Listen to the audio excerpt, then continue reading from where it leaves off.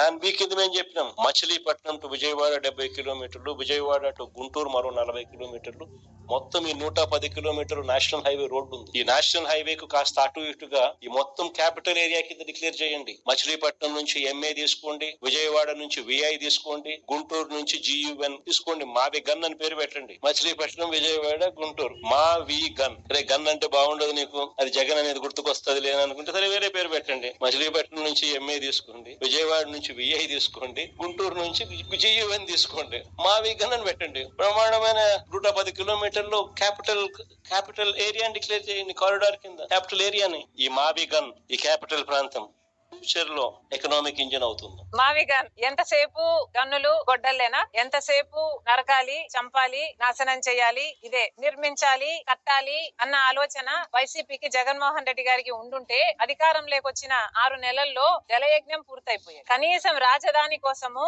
ఇటుక మీద ఇటుక కూడా పెట్టలేదు. అధికారం లేకొచ్చిన కొన్ని రోజులకే ప్రజావేదిక అనుకుంటది, దాన్ని కూల్చేశారు. అప్పుడే అర్థం కావాల్సింది వీళ్ళ ఇంటెన్షన్ ఏమిటి అని. లాల్ మావి గన్ అట, అమరావతి బదులు మావి గన్ అంటున్నారు. ఇక పులివెందుల బదులు ఆవి గొడ్డలి అంటే సరిపోతుంది. ఎలాగో మీరు గన్నులు గొడ్డలు ఇవే మాట్లాడతారు కాబట్టి దీనికి మావి గన్నుకు మీ పేరు పెట్టండి, పులివెందులకి అవినాష్ పేరు మీద ఆవి గొడ్డలి పెట్టండి. మీ పేరులోనే ఉన్నాయి గన్ను, అవినాష్ లో నాశనం, ఇంకా వేరే ఏం చెప్పాలి మీకు? అసలు మావి గన్ ఇంత అద్భుతమైన ఐడియా అయితే మరి మీరు అధికారంలో 5 సంవత్సరాలు ఉన్నారు కదా, మరి గాడిదలు కాసారా? ఎందుకు అమలు పరచలేదండి మావి గన్ను? మావి గన్ను నిజంగానే అంత అద్భుతమైన ఐడియా అయితే మీరు 3 రాజధానిలు అని ఎందుకన్నారు? మావి గన్ను ఎందుకు అమలు పరచలేదు? 5 సంవత్సరాలు గుడ్డిగుర్రాలకు పళ్ళు దోమారా లేక నిద్రపోయారా? ఏం చేశారు? ప్లాన్